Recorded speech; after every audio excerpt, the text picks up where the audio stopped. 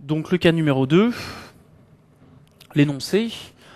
Vous êtes de garde, comme ça vous arrive souvent, aux urgences de votre hôpital. Un homme de 58 ans consulte pour des douleurs de la hanche droite et du rachis dorso-lombaire, vagabonde, parfois insomniante. On note dans ses antécédents un diabète de type 2, sous metformine, et un infarctus du myocarde ayant motivé la pose d'un stent sur l'artère circonflexe en 2000. Une NFS, un ionogramme sanguin et une créatinémie étaient normaux il y a 2 mois.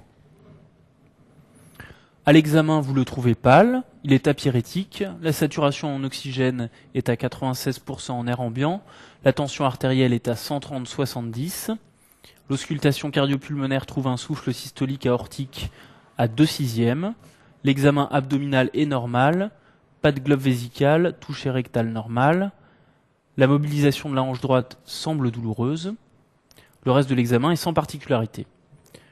Voici les examens biologiques que vous avez demandés. Natrémie 136 mmol par litre, kaliémie 7 mmol par litre, chlore 95 mmol par litre, CO2 16 mmol par litre, glucose 10,4 mmol par litre, calcémie à 2,5 mmol par litre, créatinine 470 micromol par litre, protide 68 g par litre. Le ionogramme urinaire réalisé sur échantillon montre une natriurèse à 78 mmol par litre, une kaliurèse à 30 mmol par litre, l'urée est à 50, la créatinine à 2, la protéinurie à 5 g par litre. La bandelette urinaire, leucocyte négatif, sang négatif, protide négatif, 2 croix de glucose, 1 croix de cétone. La numération, hémoglobine 8,2 g par décilitre, leucocyte 4600 par mm3, plaquettes 190 000 par mm3. On passe aux questions. Question 1, quel est l'examen primordial à réaliser en urgence manquant dans l'énoncé? Que peut-il montrer? Question 2, décrivez les désordres hydroélectrolytiques. Question 3, quel est votre traitement? Question 4, comment expliquez-vous la discordance entre la bandelette urinaire et la protéinurie massive sur échantillon? Question 5, quelle pathologie sous-jacente évoquez-vous? Question 6, quel examen complémentaire permettra de poser le diagnostic? Qu'en attendez-vous? Complétez finalement le bilan paraclinique dans le cadre de cette pathologie. Question 7, parmi les examens demandés, interprétez celui-ci. Question 8, donnez en les classant les atteintes rénales rencontrées dans cette pathologie. Question 9, la fonction rénale s'est nettement améliorée, créatinine 110 micromol par litre, grâce à votre traitement, mais les douleurs ne sont toujours pas soulagées par le paracétamol et le tramadol. Quelles sont les méthodes d'évaluation de la douleur que vous connaissez? Question 10, vous optez pour des morphiniques. Rédigez votre ordonnance. Donc on va passer aux réponses. La question 1, l'examen primordial, bien sûr, vous l'avez noté, dans l'énoncé, il y a une hyperkaliémie très importante. C'est l'électrocardiogramme. Il faut se ruer sur le patient et lui faire un ECG. Il faut qu'il y ait au moins 12 dérivations, idéalement 18. Que peut-il montrer? Il peut montrer des signes, bien sûr, d'hyperkaliémie. C'est ça que vous recherchez à l'ECG, c'est la tolérance cardiaque de cette hyperkaliémie chez ce patient qui est diabétique avec un antécédent d'infarctus. Les signes d'hyperkaliémie, ils sont diffus. On les trouve dans toutes les dérivations, puisqu'il s'agit d'un désordre métabolique, donc il touche toutes les cellules du myocarde. On peut trouver, et souvent c'est entre 6 et 7 millimoles, le premier signe c'est des ondes T qui sont amples et pointues. Après, il peut y avoir successivement un élargement du QRS, une disparition de l'onde T, et finalement, ce qui fait la gravité, ce sont les troubles du rythme avec la tachycardie ventriculaire et la fibrillation ventriculaire, souvent rencontrées à au-dessus de 7 mmol par litre, qui fait toute la gravité de l'hyperkaliémie et son urgence. Et là, ce qui est bien de montrer, c'est que vous avez lu l'énoncé entièrement, que vous avez noté que ce patient était diabétique et qu'il avait fait un infarctus du myocarde.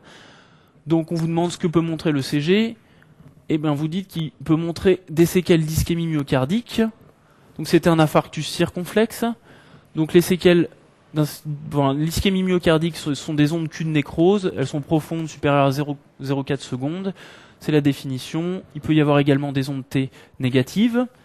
Et l'infarctus circonflexe, ça se trouve dans le territoire latéral haut et bas, les dérivations V5, V6, D1 et AVL. Là, je vous ai donné une autre possibilité de réponse, mais qui me semble moins judicieuse, puisqu'effectivement vous avez une insuffisance rénale avec une hypercalémie. Donc vous vous dites il faut éliminer l'obstruction, c'est un très bon réflexe, mais là ça me semble beaucoup moins urgent que l'électrocardiogramme, puisque c'est là qu'est le pronostic, d'autant que dans l'énoncé on vous a bien dit qu'il n'y avait pas de douleur abdominale, qu'il n'y avait pas de glove vésicale et que le toucher rectal était normal, donc l'hypothèse obstructive est moins importante. Question suivante, décrire les désordres hydroélectrolytiques. Donc c'est une question assez simple, mais il faut bien ressortir donc tous les mots-clés. Vous êtes face à une insuffisance rénale, puisque la créatinine est à 470 micromoles par litre. Elle est bien sûr aiguë. Il y a deux types d'insuffisance rénale, aiguë et chronique. Elle est aiguë puisque dans l'énoncé, vous avez bien vu que la créatinine était normale il y a 2 mois, donc ça remplit tous les critères de la définition. Une élévation brutale de la créatinine multipliée par 2 en moins de 3 mois. Après, j'ai rajouté qu'elle était sévère.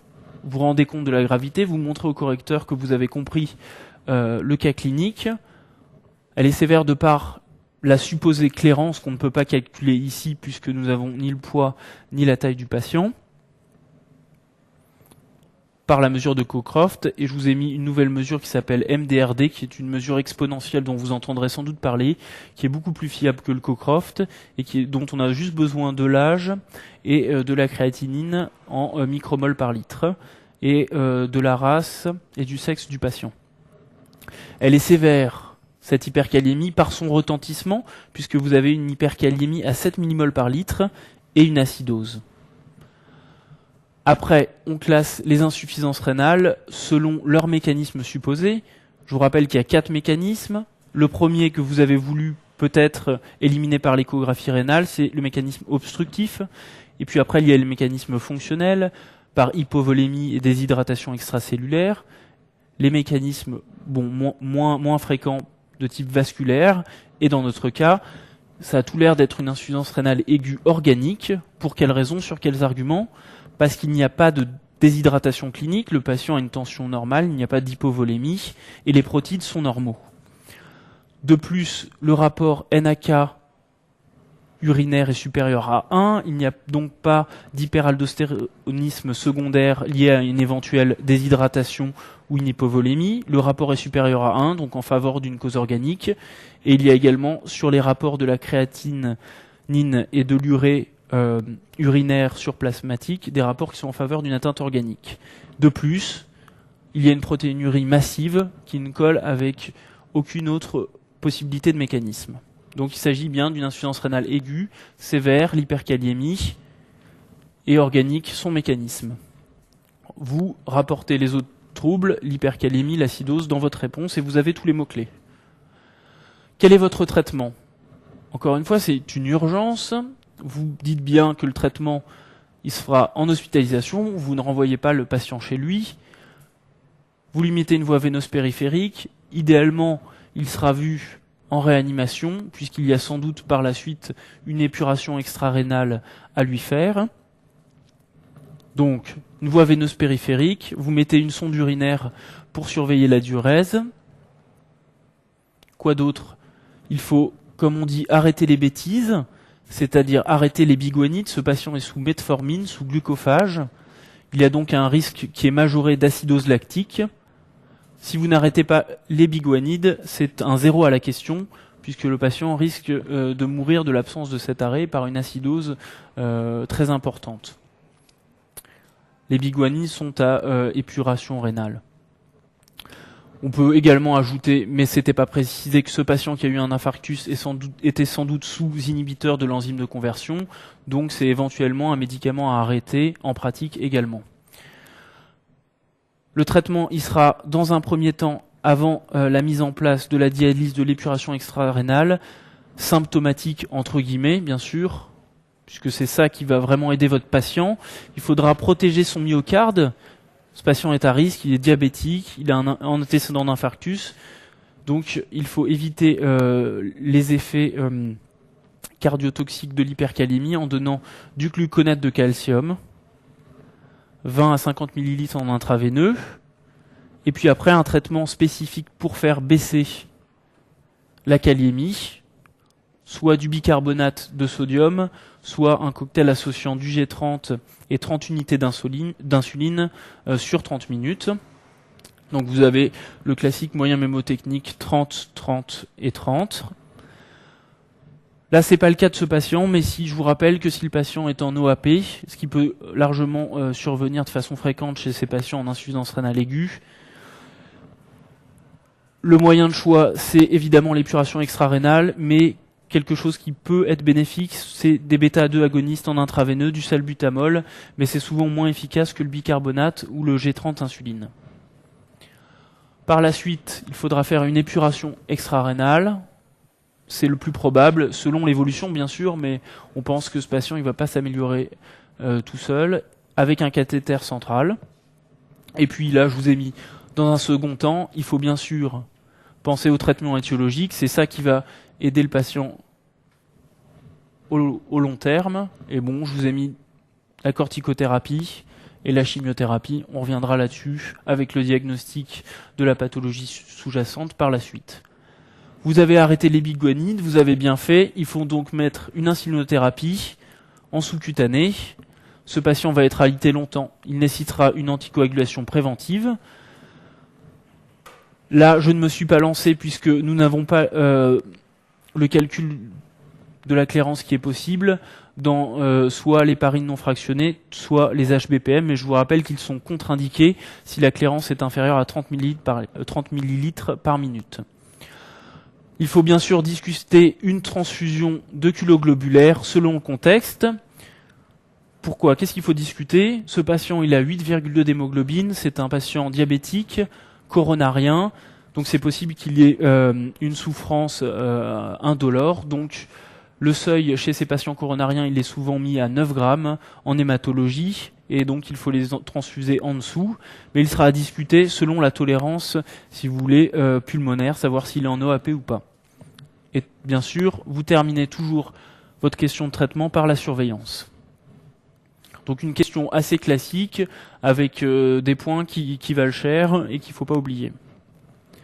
Petit 4, donc on essaie d'amener la suite. Comment expliquez-vous la discordance entre la bandelette urinaire et la protéinurie massive sur échantillon ?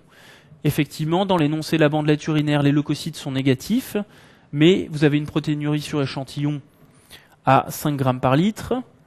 Pourquoi ? C'est parce que la bandelette urinaire, elle ne décèle que l'albumine, alors que la protéinurie peut déceler surtout les chaînes légères d'immunoglobulines ou des chaînes entières.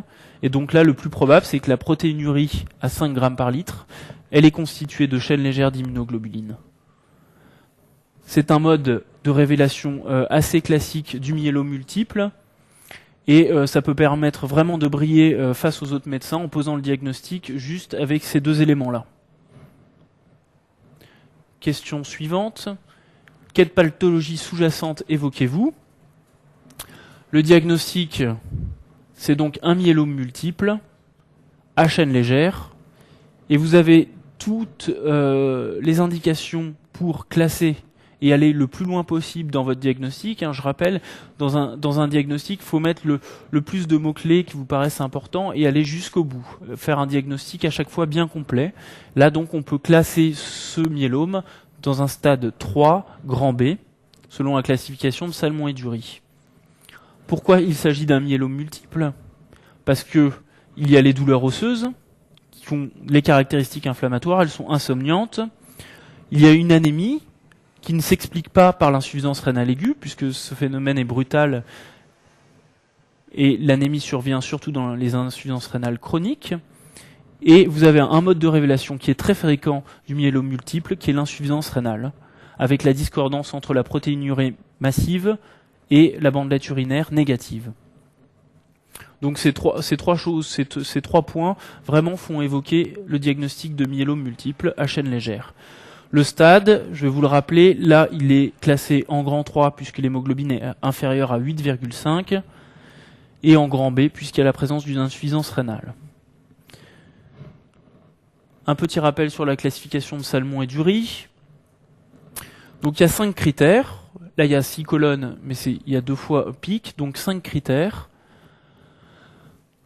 Le premier critère, le taux du pic, à savoir soit IgG, soit IgA. Pour que ça soit classé en stade 1, il faut que ça soit inférieur à 50 dans le cas de l'IgG, à 30 dans le cas de l'IgA. Pour le 3, c'est supérieur à 70 pour les IgG, supérieur à 50 pour les IgA. Et le stade 2, c'est ni 1 ni 2. Le deuxième critère, ce sont les chaînes légères, en grammes par litre. Je vous laisse lire. Troisième critère, l'hémoglobine. Donc c'est le cas de notre patient. Il rentre dans le stade 3 par l'hémoglobine inférieure à 8,5. Quatrième critère, la calcémie. Elle est ici chez nous limite à 2,5 dans notre cas. Et le dernier, les lésions osseuses. Ce sont les lacunes, à savoir que si vous en avez aucune, vous êtes dans le stade 1. Si vous en avez 3, vous passez dans le stade 3. Pour faire un stade 1, il faut avoir tous ces critères réunis, alors que pour passer dans le stade 3, il suffit d'un seul critère. Je vous parle d'une nouvelle classification qui est l'ISS, l'International Staging System. Excusez-moi pour l'accent. Il y a donc 3 stades comme dans le Salmon et Dury. Le stade 1 sont des critères complètement différents. Il s'agit d'un score pronostique qui utilise à la fois la bêta-2 microglobuline et l'albumine. Pour être dans le stade 1, il faut avoir ces 2 chiffres qui sont normaux. Bêta-2 microglobuline inférieure à 3,5, albumine supérieure à 35. Et pour être dans le stade 3, le plus grave, c'est juste la bêta-2 microglobuline qui compte, supérieure à 5,5. Cet index est un index pronostique. C'est une étude qui date de quelques années. Si vous êtes dans le stade 1, vous avez une espérance de vie médiane qui est l'ordre de 60 mois. Dans le stade 2, c'est 40 mois en gros. Et dans le stade 3, c'est 18 mois. On pose souvent la question de dire que la bêta-2 microglobuline, son dosage est faussé par l'insuffisance rénale. C'est vrai, elle augmente dans le cas d'une insuffisance rénale, puisque c'est son mode d'expression.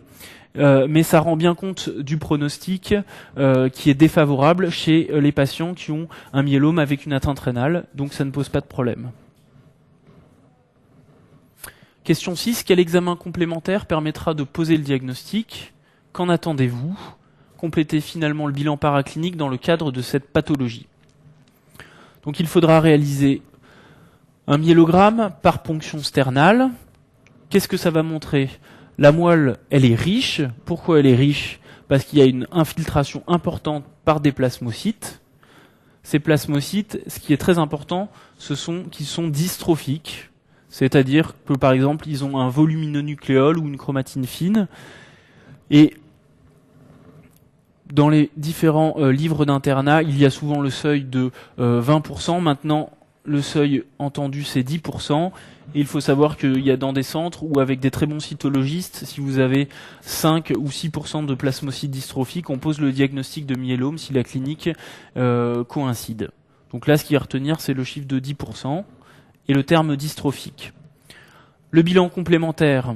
Donc vous essayez toujours de classer votre réponse, de classer en sous-type, vous montrez au correcteur que vous êtes organisé. Donc là, on sait que c'est un myélome à chaîne légère, mais on ne connaît pas son type. Donc il faut faire tous les examens habituels, c'est-à-dire l'électrophorèse des protéines, l'immunoélectrophorèse, la protéinurie des 24 heures. Il ne faut pas se contenter de la protéinurie sur échantillon, puisque la protéinurie sur 24 heures, ça vous permettra c'est l'examen qui permet de mieux le suivre le patient. Une électrophorèse des protéines pour savoir de quel type de protéines il s'agit, avec la caractérisation du type de chaîne légère, par immunoélectrophorèse. Après, ce qu'on peut appeler extension, c'est-à-dire que vous faites un petit peu le tour de votre patient et regardez combien de lésions osseuses il a. Là, il a des douleurs de la hanche et du rachis dorso-lombaire. Donc ce qu'on recommande, c'est des radios du squelette entier. c'est à discuter, une IRM. Les recommandations, c'est de faire une IRM rachidienne seulement dans les localisations hyperalgiques ou avec des signes neurologiques qui font évoquer une épidurite ou une compression médulaire. Voilà. On termine dans le bilan complémentaire par les facteurs pronostiques qui reprennent la classification ISS. Je pense que la classification ISS n'est pas à connaître pour l'internat, c'est le Salmon-Eduri qu'il faut connaître, mais peut-être que dans quelques années, elle supplantera le Salmon-Eduri. Donc je vous en ai parlé. Et il y a des éléments, bien sûr, majeurs, ce sont le karyotype médulaire et les anomalies chromosomiques qu'on peut trouver, avec un facteur très péjoratif si vous avez la présence d'une translocation 4-14. Voilà pour le bilan complémentaire. Là, je vous ai montré donc quelques exemples de plasmocytes dystrophiques. Ce sont ces cellules-là, bien sûr, avec des cellules assez monstrueuses, un volumineux nucléole que vous voyez ici, et la chromatine, on ne le voit pas bien sur cette diapo, mais qui est fine. La même chose sur cette diapositive-là. Parmi les examens demandés, donc interpréter celui-ci. Alors, il faut toujours répondre classiquement. Donc, il y a une petite erreur, c'est une radiographie au singulier du crâne qui est de profil. Vous précisez bien, face ou profil, comme pour une radio thoracique. Et le mot-clé, bien sûr, c'est qu'il y a de multiples lacunes ou géodes, j'ai coté les deux, qui sont à limite nette et un petit peu à l'emporte-pièce et qui sont très évocatrices de myélome multiple. Voilà. Donc la qualité n'est pas parfaite, mais les lacunes, c'est tous ces opacités, plutôt ces hyperclartés au niveau du cadre osseux du crâne. Là, elles sont vraiment très nombreuses. Alors, question 8, données en les classant, donc c'est un peu une question de cours, les atteintes rénales rencontrées dans cette pathologie. Alors, on vous précise, mais d'habitude il faut le faire de vous-même en les classant. Donc j'ai opté pour une classification un petit peu anatomique, c'est-à-dire que j'ai pris les différentes structures qui composent le rein. Donc si vous voulez, on peut revenir un petit peu de physiopathe. Le myélome multiple, c'est une infiltration plasmocytaire, c'est-à-dire qu'il y a une dérégulation des plasmocytes. Vous avez un plasmocyte qui acquiert une anomalie chromosomique avec une capacité de prolifération et une résistance à l'apoptose. Donc vous avez une prolifération importante de plasmocytes. Ces plasmocytes, c'est toujours le même, c'est ce qu'on appelle un clone, et il produit toujours le même type d'anticorps, que ce soit une chaîne lourde ou une chaîne légère. Et donc, si vous voulez, à partir de là, cet anticorps, il va pouvoir se déposer, soit tout seul, soit avec d'autres protéines, sur les différents organismes, sur les différents organes de l'organisme, et provoquer différents types de dysfonctions. Là, la question, c'est les atteintes rénales, mais il peut y avoir, notamment avec l'amylose, des atteintes cardiaques, ou alors différents types de neuropathie. Donc, je vais vous faire un petit schéma en ce qui concerne les atteintes rénales.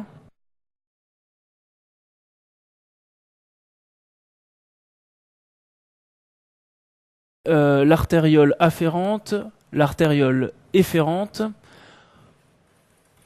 et là vous avez le glomérule avec la capsule de Bowman, et après la chambre urinaire par la suite, le tube proximal,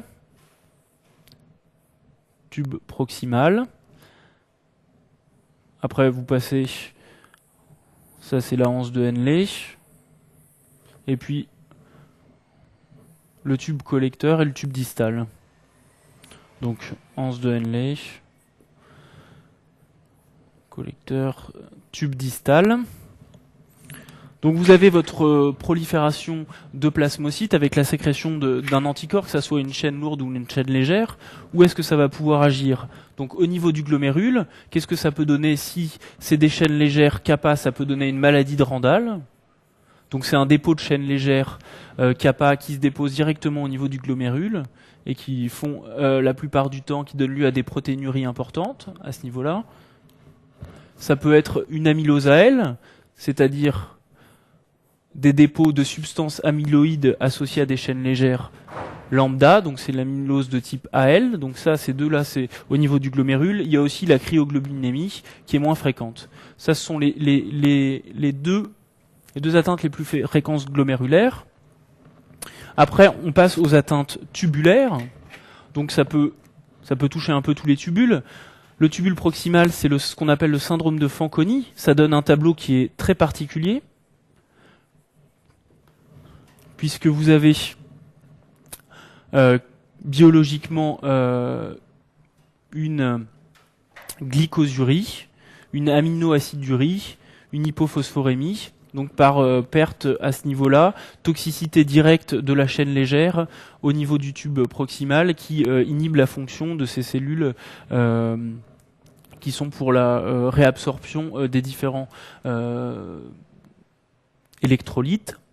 Vous pouvez avoir une atteinte un petit peu diffuse du tubule, et c'est le cas chez notre patient. Donc une toxicité des chaînes légères selon ses propriétés biochimiques au niveau du tubule et donner une nécrose tubulaire, un petit peu ce qu'on appelle la tubulopathie myélomateuse. Tubulopathie myélomateuse. Ça donne un peu le même tableau qu'une nécrose tubulaire aiguë. Et puis après, vous pouvez avoir des atteintes qui sont beaucoup moins fréquentes dans le tube distal, au niveau qui joue sur l'ADH, et donc avoir un diabète insipide, mais ça c'est beaucoup plus rare. Donc c'est encore la toxicité des chaînes légères au niveau des différents tubules. Et je vous ai parlé bien sûr du grand pourvoyeur d'insuffisance rénale dans le myélome, c'est l'iode. Vous savez qu'il ne faut pas faire d'injection d'iode aux patients insuffisants rénaux, puisque ça peut provoquer des nécroses tubulaires aiguës, et notamment chez les patients qui ont un myélome, c'est contre-indiqué. Après, il y a plusieurs prototypes d'atteintes. Vous pouvez avoir une atteinte vasculaire, entre guillemets, et donc c'est pour ça que les AINS sont contre-indiqués, puisque les AINS ils vont inhiber la prostaglandine, et donc inhiber la vasodilatation de l'artériole efférente, donc provoquer une vasoconstriction, inhibition d'inhibition, et donc diminuer le débit de filtration glomérulaire, et donc provoquer une insuffisance rénale. Donc iode, AINS, c'est les deux choses à contre-indiquer dans le cas d'un myélome multiple, et de façon assez définitive. Il y a d'autres types d'atteintes qui sont moins fréquentes, c'est les atteintes obstructives, avec, si vous voulez, une obstruction directement, soit par des cristaux de calcium, soit par les chaînes légères en elles-mêmes. Voilà pour les atteintes rénales du myélome, qu'on peut retrouver avec un schéma, et en utilisant chaque partie anatomique du rein, vous pouvez retrouver tous les mots-clés qui sont importants pour cette question. Donc, question suivante. Question 9. La fonction rénale s'est nettement améliorée. Créatinémie à 110 micromoles par litre grâce à votre traitement, mais les douleurs ne sont toujours pas soulagées par le paracétamol et le tramadol. Quelles sont les méthodes d'évaluation de la douleur que vous connaissez ? Donc une question qu'on ne trouve pas dans tous les livres d'internat. Donc ça fait un peu appel au bon sens et à l'expérience dans les différents stages. Il faut examiner le patient, voir son faciès, s'il a un faciès douloureux, c'est quand même une première chose à faire pour évaluer une douleur. Après, il y a des méthodes qu'on appelle unidimensionnelles, qui tendent à savoir quelle est l'intensité de la douleur, et vous avez différents types. L'échelle verbale simple, c'est-à-dire vous demandez au patient s'il a pas mal, peu mal, s'il est très douloureux ou très très douloureux. Enfin, ça c'est l'échelle verbale simple. Vous avez l'échelle numérique simple, vous lui demandez de côté entre 0 et 10 sa douleur, à savoir 0, pas de douleur, et 10, la douleur la plus importante imaginable. Et vous avez l'élément de choix qui est l'échelle visuelle analogique, avec du côté du patient un curseur avec à gauche pas de douleur, à droite douleur maximale. Il déplace le curseur et ça vous donne une cotation, et ça permet de bien savoir l'intensité de la douleur. Après, il y a des choses qui sont encore plus importante que savoir l'intensité, c'est de savoir son retentissement social, c'est très important, et notamment sur la qualité de vie, s'il peut plus se déplacer, plus sortir à cause de la douleur, vous allez être actif rapidement. Et puis savoir les caractéristiques de la douleur, ça peut permettre d'adapter le traitement, savoir si elle est plutôt de type neurogène ou mécanique, ou vous donnerez pas forcément le même traitement. Donc la question 10, question classique aussi, vous optez pour des morphiniques, rédigez votre prescription, avec plusieurs zéros à la question. C'est très important, vous allez être confronté à une prescription de morphinique et il faut qu'elle soit faite avec tous ces critères, c'est-à-dire que c'est sur une ordonnance sécurisée. J'avais mis un 0 à cette question si vous ne l'aviez pas mis. Il faut que ça se fasse en toutes lettres, c'est médico-légal. Bon, il y a le nom, le prénom et le numéro ADELI qui est indispensable. Donc c'est un numéro pour avoir l'autorisation de prescrire des morphiniques du prescripteur. Il faut bien mettre le nom, le prénom et l'âge du patient pour qu'il n'y ait pas de confusion. Alors, la prescription théorique d'un morphinique, il faut la débuter en général à 0,5 mg kg jour. Il peut y avoir soit une titration, soit on a maintenant quand même assez tendance facilement à faire une répartition directe en 2 doses de libération prolongée matin et soir, avec une prescription d'interdose, en si besoin, qui est équivalente à 1/10 ou 1/6 de la dose totale journalière. Et puis bien sûr, il faut réévaluer la douleur tous les jours, voir si le patient est soulagé, et voir combien d'interdoses il prend. Une fois que vous savez le nombre d'interdoses, vous pouvez réadapter la dose totale journalière en formulation LP. Donc je vous ai donné un exemple. Le Skenan, donc c'est un médicament de libération prolongée, donc en toutes lettres, 30 mg le matin et le soir. Il faut préciser qu'il faut le prendre à heure fixe, à 12 heures d'intervalle, pour qu'il n'y ait pas, comme la libération prolongée à une durée de vie de 12 heures, de moments où le patient soit douloureux. Médico-légalement, ça se fait pendant 28 jours à libération prolongée, 14 jours pour les libérations immédiates, pour les problèmes de toxicomanie. Et donc, l'actiskénan, en gros, il y a 60 mg sur la journée, vous faites 1/10 ou 1/6 de la dose, là ça fait 10 mg qui sont possibles en interdose. Il faut bien préciser que c'est en cas de douleur aiguë, pas besoin s'il est soulagé, et vous précisez le maximum dans la journée. Un autre 0 à la question, c'est bien sûr éviter toutes les complications liées à votre traitement. La iatrogénie, c'est un problème qui est grandissant, donc il faut prescrire des laxatifs, éviter la constipation, des antinauséeux. Vous l'éduquez, même le patient, vous lui dites tous les symptômes qui peuvent apparaître et de vous joindre si jamais il y a un problème ou de joindre l'infirmière. Et bien sûr, comme dans tout traitement, vous pouvez mettre une surveillance et notamment c'est à cet endroit-là que vous pourrez mettre vos conseils aux patients. Alors je vous ai mis une petite question bonus. Pour vous, quels sont les types de myélome AVS normal? Effectivement, le myélome multiple, une de ses présentations, l'un de ses modes de découverte, c'est d'avoir une vitesse de sédimentation élevée.